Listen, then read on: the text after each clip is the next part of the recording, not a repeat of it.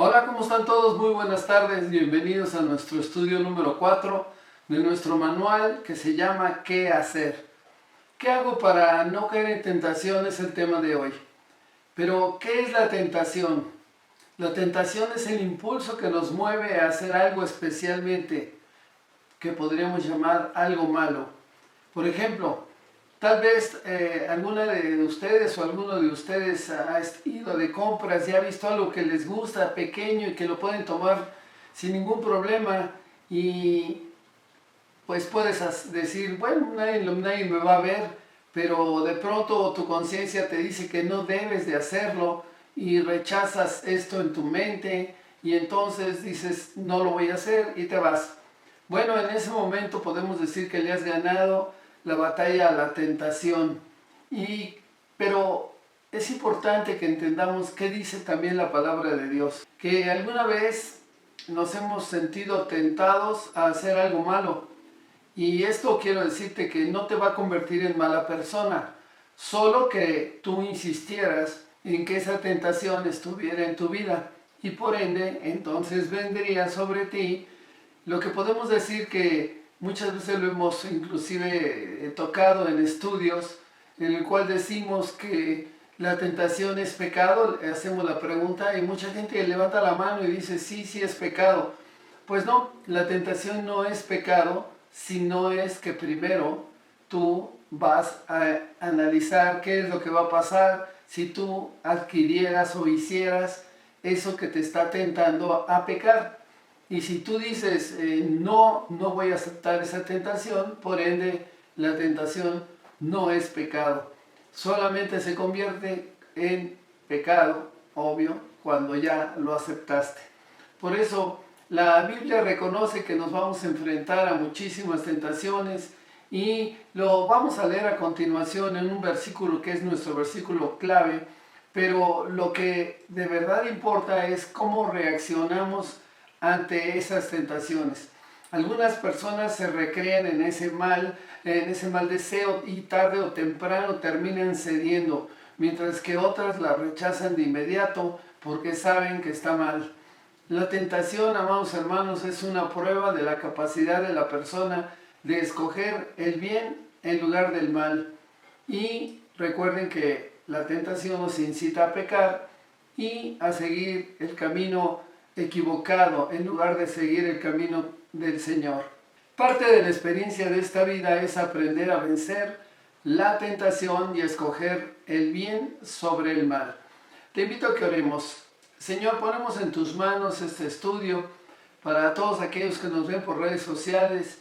Te pedimos que tú, Señor, tal vez alguno de ellos, de los que nos están viendo, han tenido pues en su mente situaciones en las cuales pues no ha podido definir, pero ahora que estamos nosotros, Señor, tratando este tema de la tentación, pues seguramente algunos de ellos o muchos de ellos entenderán que efectivamente el enemigo ha querido engañarlos y los ha llevado a inclusive caer en pecado. Es por eso que hoy, Señor, en esta tarde, te pedimos que seas tú quien guíe nuestros pasos y que tu Espíritu Santo se revele con verdad y con libertad a nuestra mente y a nuestro corazón. Te lo pedimos en el bendito nombre que es sobre todo nombre, tu Hijo Jesucristo. Amén. Bueno, pues abran sus Biblias en 1 Corintios 10:13. Yo voy a leer primero la Reina Valera y vamos a ver qué es lo que nos dice esta versión. No nos ha sobrevenido ninguna tentación que no sea humana, pero fiel es el Señor que no nos dejará de ser tentados más de lo que podéis resistir, sino que dará también juntamente con la tentación la salida para que podáis soportar. Y hay otra traducción que se llama la traducción lenguaje actual, la cual también voy a citar en el versículo 1 de Corintios 10:13. Oigan lo que dice: ustedes no han pasado por ninguna tentación que otros no hayan tenido y pueden confiar en Dios, pues Él no va a permitir que sufran más tentaciones de las que puedan soportar. Además, cuando vengan las tentaciones, Dios mismo les mostrará cómo vencerlas y así podrán resistir.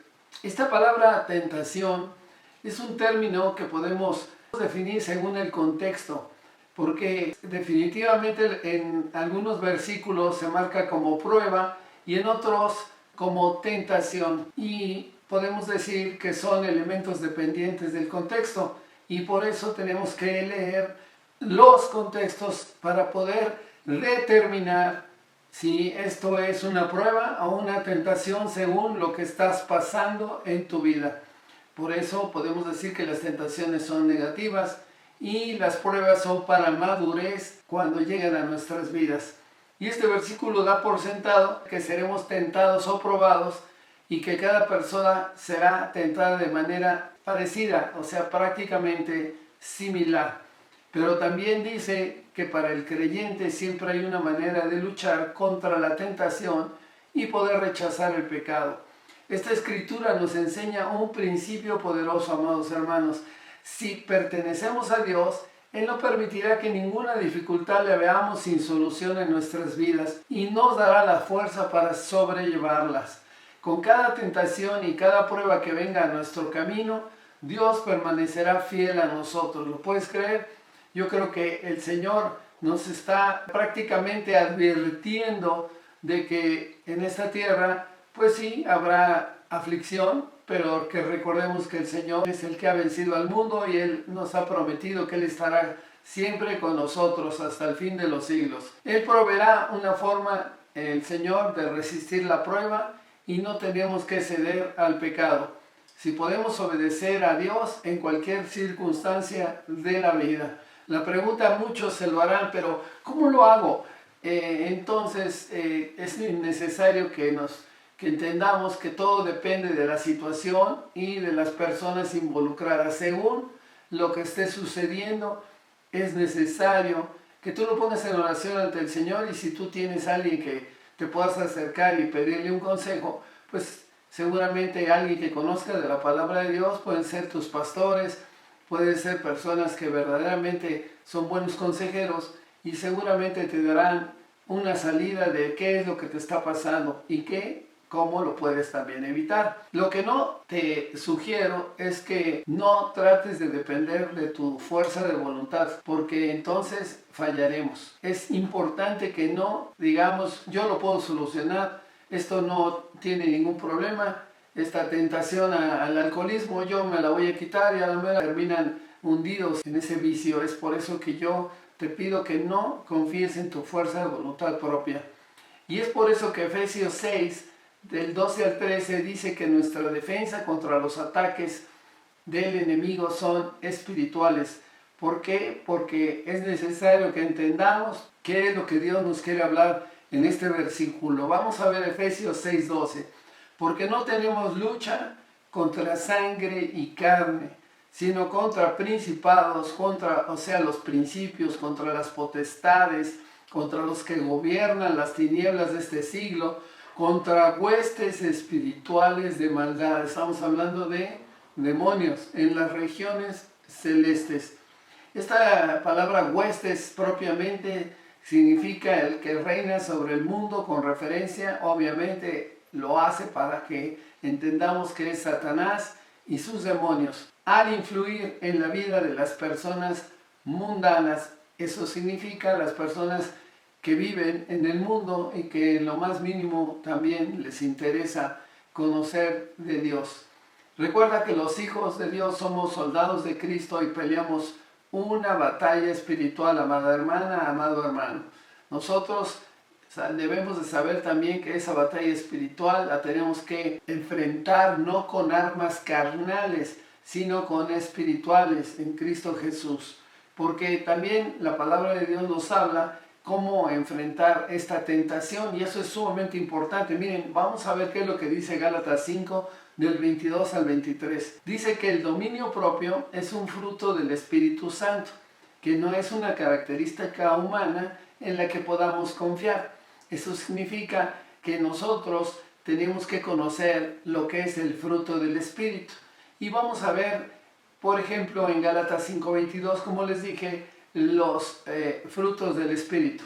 Dice así: mas el fruto del Espíritu es amor, gozo, paz, paciencia, benignidad, bondad, fe, mansedumbre, templanza, que podríamos llamar dominio propio. Y dice más adelante, para terminar el versículo 23, contra tales cosas no hay ley. Y además en el siguiente versículo el Señor nos habla de los que han crucificado su carne, es decir, los que con dominio propio han logrado dominar sus pasiones y sus deseos. Gálatas 5:24 dice, pero los que son de Cristo han crucificado la carne con sus pasiones y deseos. Esta palabra crucificado es hacer morir el yo antiguo, así dice el original griego, al someter todas nuestras decisiones, o sea, los deseos, al Señor. Y esto rechaza de manera total y decisiva el vivir independientemente de Él. Nosotros, como hijos de Dios, no podemos vivir independientemente del Señor. Y luego dice más adelante, los que han crucificado la carne. Esta palabra carne significa que es carnal de origen, un poder meramente humano, que no ha querido en lo más mínimo conocer nada de Dios y no tiene una relación espiritual con el Señor, por ende vive en la carne y de esta manera, por eso dice que debemos de crucificar la carne, lo que está en este mundo es algo que es de origen, porque nosotros nacemos con el pecado original. Y también dice que han crucificado la carne con sus pasiones y deseos. Esta palabra pasiones significa un deseo ardiente, algo que te hace sufrir. Y la palabra deseos significa concupiscencias, que podrían ser sensuales, anhelos, apasionados y sin medida, inclusive la lujuria. Esto significa que nosotros debemos de hacer morir el yo antiguo en nuestra vida para que el Señor sea el que obre en nosotros. Por lo tanto, en el momento de la tentación, la clave es descubrir lo que el Espíritu Santo te quiere guiar a que hagas. Vamos a dar algunos consejos a tomar. El primer consejo que debes de tomar está en 2 de Timoteo 2:22 y dice así: huye también de las pasiones juveniles y sigue la justicia, la fe, el amor y la paz con los de corazón limpio, con los que de corazón limpio, invocan al Señor. Y amados hermanos, debemos de entender que no nos debemos de quedar apapachando una situación en la que muchas veces te puedes encontrar antes en esa tentación. El ejemplo pudiera ser si tienes a alguien que te está llamando la atención y tú estás prácticamente complaciendo esta situación, pues tarde o temprano pudieras quedar inmerso en ese lugar y podrías causar un problema gravísimo desde todos los ámbitos, porque si hay alguien que te está llamando la atención y tú eres un hombre casado o una mujer casada, pues definitivamente te estás dejando llevar por tu carne, es una tentación.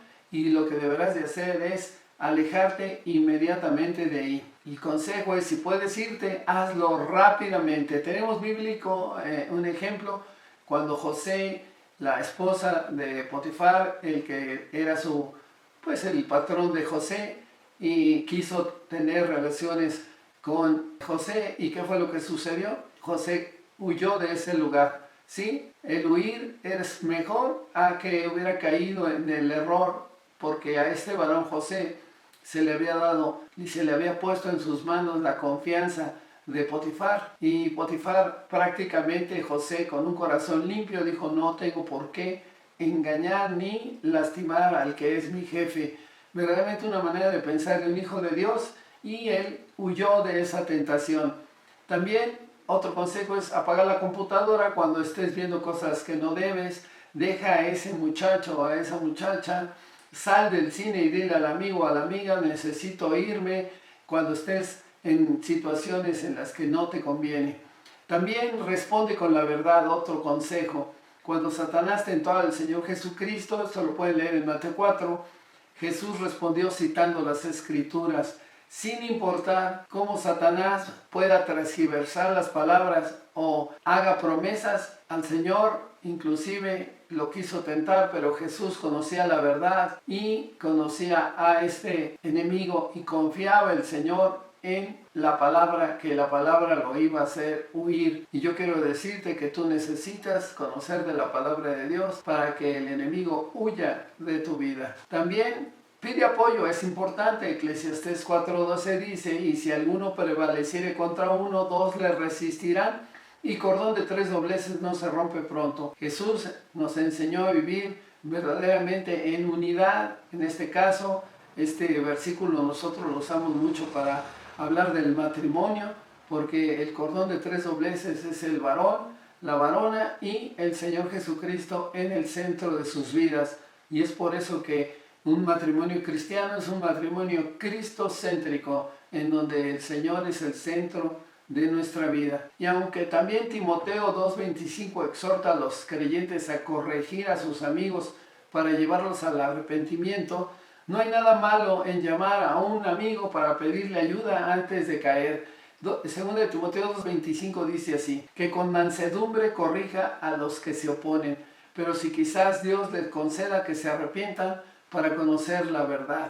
Entonces nosotros, si conocemos a alguien que ha sido o se nos acerca y ha sido tentado o está siendo tentado, pues nosotros con mansedumbre deberemos de darle el consejo para que esa persona pueda alejarse y arrepentirse del camino que tal vez iba a ser un camino equivocado. Es por eso que debemos de estar preparados por la palabra de Dios, conociéndola y poniéndola en práctica, para cuando viniere a nuestra vida, la tentación, estemos preparados para resistirla y vencerla. También debemos de permanecer. Eso significa, como dice la palabra del Señor: el que habita al abrigo del Altísimo morará bajo la sombra del Omnipotente.